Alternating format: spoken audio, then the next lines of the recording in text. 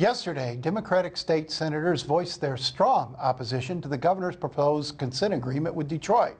One of the more vocal opponents is the Detroit State Senator Tupac Hunter, who's with us today on Am I Right? Thanks for being with us. Thank you, Nolan. Debbie, good to be with you. It's good to be with you, and we're very grateful you are here, Senator. Everybody's concerned about what's going to happen to the city of Detroit. The senators yesterday from the Detroit area expressed their concern about the consent agreement. How are we going to save Detroit? What's the answer? Well, the answer lies in a cooperative and collaborative relationship between the mayor, the city council, the governor, and the state legislature. What we saw in the governor's first proposed consent agreement, we believe that it's fraught with flaws, that it should be changed, that more needs to be done to respect the locally elected officials, the mayor and the city council, have them have a significant role and say in what happens in the city that they were elected to represent. I, as a state senator representing the district in the state senate, I'm clearly concerned because of the financial uncertainty, the uncertainty with regard to city services. So there's no question at all that something needs to be done and done now. But I think the governor's opening salvo, so to speak, was rightfully met with concern. Well, Senator, you say something needs to be done. Yes. Do you support the concept of state intervention in some form, either a consent agreement or an emergency manager? Well, without a question, the city has to balance its budget. We have to live within our means. We have to provide for city services. We have a structural imbalance. We are in crisis. We're in danger of losing, running out of money literally within a month or two. Something needs to be done, and state law provides for a mechanism whereby cities can get out of the crisis that they're in. I think that the law that's on the books now is an extreme overreach. However, there's no question in that the city of Detroit being the largest city in the state, it would be catastrophic if we were to go bankrupt. So clearly there's a role the state legislature, the governor have to play, but they can do it in a way, Nolan, working cooperatively with the mayor and the city council, irrespective of how people may feel about the mayor and our elected council, irrespective of how people may feel about the citizens of Detroit. The reality is there's a problem that needs to be fixed, and we need all hands on deck. But it can be done in a way where it's not seen with such hostility, and I think that's the problem we're having. How do you make that happen? Because it is D-Day is coming. D-Day is arriving. The city is going to be out of money in a month. Absolutely. Already, right now, when you look at the shootings that have been occurring, they're happening in neighborhoods that the lights aren't on.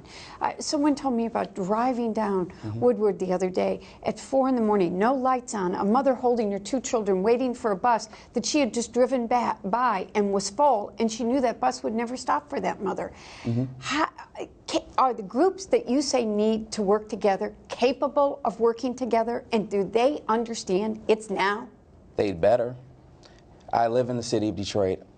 I have a wife and 2 children. No one is more concerned than me, I would like to think, about what goes on in the city that I live in, where I'm raising my family. And I see the concern on the faces of my constituents every day. So listen, we have no choice. We can't bury our heads in the sand, but at the same time, that should not give license to the governor and the state legislature to be so draconian in the way that they're approaching a solution. There is a way that, working with the mayor and the city council, we can do what needs to be done. And, Nolan, let me just say this. I'm encouraged to hear that the mayor has gone behind closed doors and he's coming up with a counter proposal. I think the negotiation has to happen between the city and our governor, and hopefully we'll get to that point soon. But let's break that down, Senator. I think what you said makes absolute common sense, that we need the elected mayor and the elected council to work together and negotiate in good faith with the elected governor and legislature to come up with a solution. But that has been the case since last October. The mayor and the council seem wholly incapable of sitting down with each other and coming up with a workable agreement. It's something they can agree on. And the governor has waited and waited and waited for them to come to him with a consent agreement. The mayor says, well, I can't work with these folks, and the council is constantly denigrating the mayor. We had the mayor in our office just last week, and the things he said publicly about the council didn't seem to lend themselves to a working a relationship. So they've had all this time to work together. They've had all this time to work with the governor, and nothing has come of it. How do you finally? I mean, if what you're saying is correct, and I agree with it, but if they're incapable of working together, what choice does the governor have? Well, I think that they are capable of working together at the end of the day. Aren't we at the end of the day? Well, we are at the end of the day, and they're capable of working together. I think that we've seen over the last 48 hours dialed up rhetoric with the governor saying Detroit has a quote-unquote cultural problem. We've heard the mayor calling our governor disingenuous. A liar, basically. Well, we've had the back and forth banter. I represent my own personal interest as a citizen and the citizens that I represent in wanting to just cut through all of that and fix it. It's a source of frustration for many when you see the mayor and the city council arguing back and forth, when you see the mayor arguing with the governor. It's not fruitful. However, we in the city would like to see that our duly elected representatives are empowered to make decisions because we want to hold their feet to the fire. Nolan, no one has confidence in being able to have faith in a 9-member advisory board being able to deliver services for them in a way that makes sense for them in their city. But you talk about services, and I think that's key. And you say, well, we want to hold our elected officials accountable. But these elected officials have now had, the mayor has had 3 years, the council 2, and they haven't fixed the problem. Meanwhile, the cash is running out. This is not some hypothetical we're dealing with in the future. The cash is running out now. What's the solution look like? If you were crafting the ideal solution, what's it look like? And if you're a citizen, and you are, your family lives here, do you care more about who's making decisions, or do you care about when your lights come back on? Yeah, I care about when my lights come back on. I care about EMS coming when I call. Same thing with police. I want the parks to be clean. I want city services. I want my elected mayor, with input from the city council, to reach an agreement with the state, if you will. If it doesn't necessarily have to be an emergency manager, it doesn't have to necessarily be a consent agreement, in my opinion. I think these tools are in place to force that in any regard. The mayor and the city council have to be committed to working with the governor to make sure we have a balanced budget, that we, going forward, are living within our means, that we stabilize so that we can grow.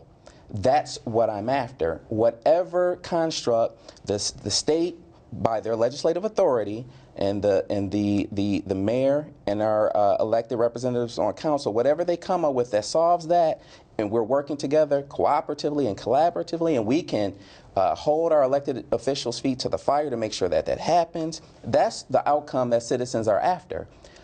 Don't count me amongst those who are burying my head in the sand, saying that no, no, no to everything. But we do have a valid concern with what the governor's proposed so far. So are there meetings that are going to take place that you will be part of with other elected officials to understanding how serious this is, that it's got to go to another place very, very quickly? Well, I understand that the mayor is meeting with some on council to draft a response to the proposed consent agreement. I know that the mayor has set a meeting with members of the Detroit delegation, so communications are happening.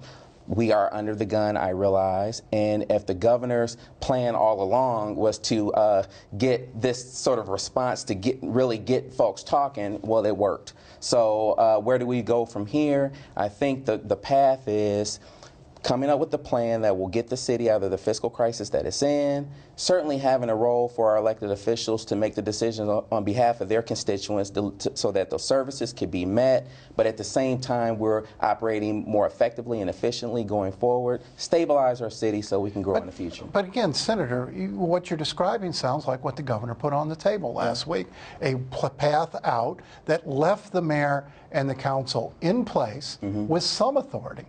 Far more authority than they'd have under an emergency manager. Left them in place. He says they would be in charge of strategy, vision, the politics of it all. And yet what he is looking for is somebody who can make the hard decisions on the financial end that they've been unable to make. Is this mayor and council, the current bodies, capable of getting this city where it needs to be from a budget standpoint? I believe that the mayor and the city council are capable. I believe that the consent agreement that the governor proposed went way too far. This 9-person advisory board is put in a position to oversee, to have the power to veto any decision that was made, whether it was right or wrong for the city, to pay each member of this advisory panel $25,000 a year plus expenses.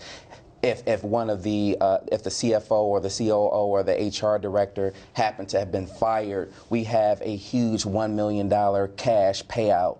That makes no sense. It's adding a layer of government, and guess who pays the bill that's already in a fiscal crisis? It's the city of Detroit. Thank you. We're out of time, and we appreciate you coming by. No problem. It works out. I do want to make one point, which is that everybody wants the city of Detroit to succeed. Sure. And we don't want this to be a race issue or a black. We got to work together. A healthy Detroit is a healthy southeastern Michigan, is a healthy Michigan. We're all in this together. Good luck. Senator. Amen. Thank you. We have a special message about Am I Right when we return.